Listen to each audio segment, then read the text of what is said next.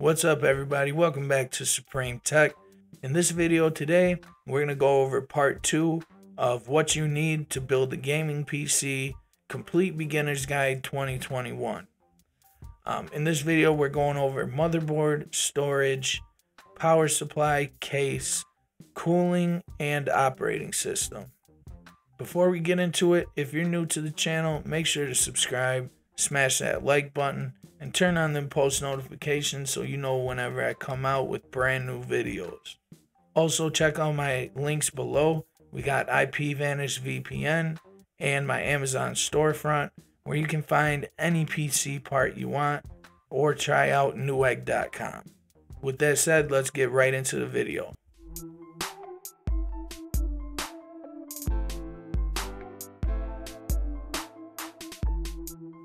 Okay, so in part 1 of this video, we went over the CPU, the GPU, and the RAM/memory. So let's move on to the next set of components.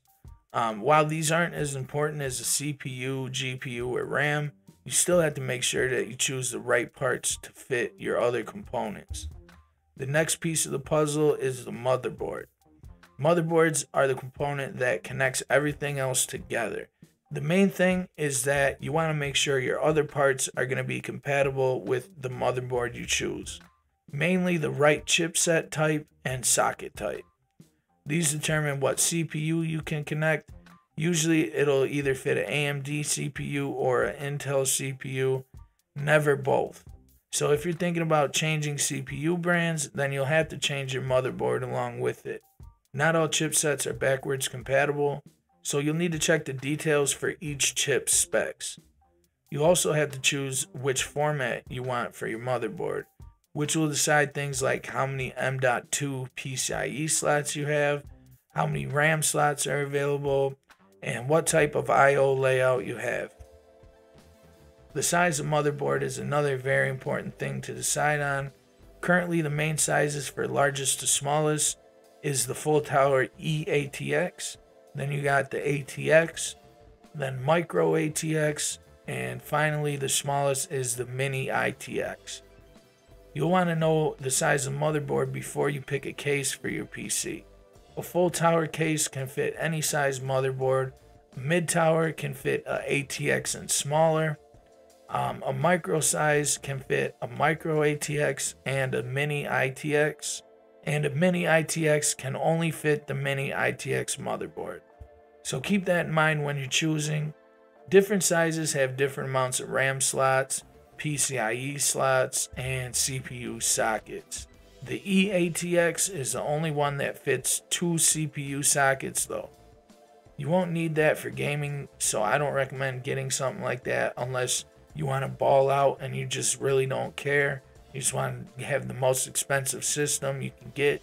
Then go for it if you got the money, but you really don't need it. Let's move on to the next part, which is storage. The storage can be a little misleading because you can have a whole bunch of storage, like 10 terabytes, and it can still be slow because the type of storage matters. There are a couple of main types of storage like hard drives, SSDs, or solid state drives. There's also SATA SSDs and M.2 SSDs. If you're in it for gaming, I would go for the M.2 SSDs because they're incredibly fast. But you can have more than one type of storage. You can have a smaller M.2 with, say, maybe a terabyte or 500 gigabytes of storage. And you can still have like a 1 to 5 terabyte hard drive or SATA SSD so that you can save, your data, your programs, pictures, videos, stuff like that. You just want to mainly save your game stuff onto your M.2. So that about does it for storage. Let's move on to the power supply.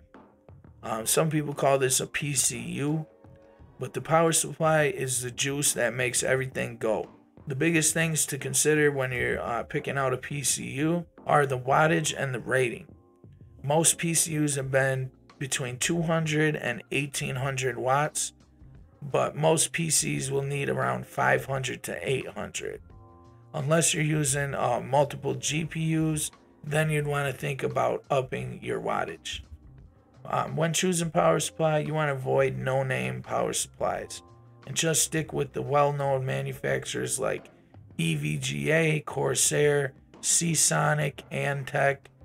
Also, expert reviews are always very helpful, so definitely read some reviews or watch some YouTube videos before you buy it. Last but not least, you want to pay attention to the 80 plus rating system. To get one of these 80 plus badges, it needs to maintain a specific level of efficiency when it's under 20, 50, and 100% loads. The newest 80 plus rating is titanium. This considers a power supply's efficiency when it's under 10% load. I'll look for a chart that shows what levels of power supply has to meet to earn each rating. Just make sure that you never buy one that's not at least 80 plus bronze rated, or you risk overheating your whole PC. Once you find all your primary, secondary components, then it's time to choose your case. There are different size cases that fit different size motherboards. I went over this in my last video, but there are three main sizes. You got mini tower for mini ITX motherboards. Then you got a mid-size tower for micro ATX and smaller.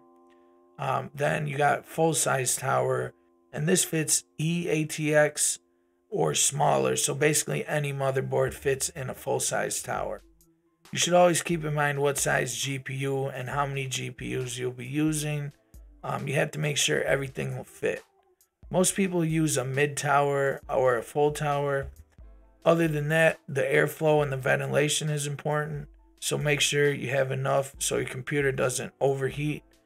Last thing is aesthetics.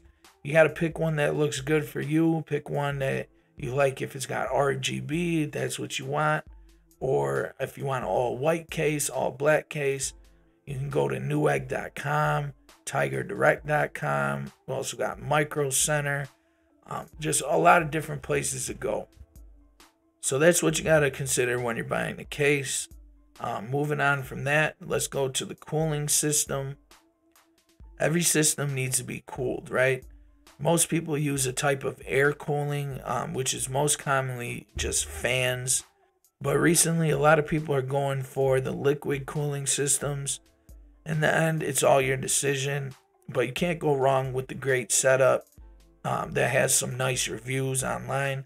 So just do your research and you'll be fine. Last but not least, something that a lot of people forget is that when you're building a PC, it usually doesn't come with the operating system. But don't worry, you can usually buy Windows 10 for around $100. So just make sure to remember that you got to get your operating system and just factor about $100 more into your build for that. And that about does it.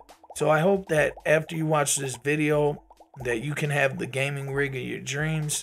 I know that there's a lot of information in these videos, but it should be a good blueprint for you to get started.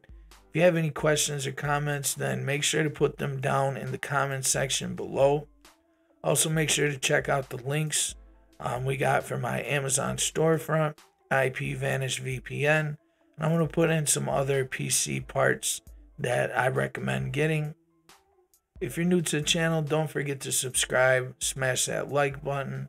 Thanks for watching Supreme Tech, and I'll catch you in the next one.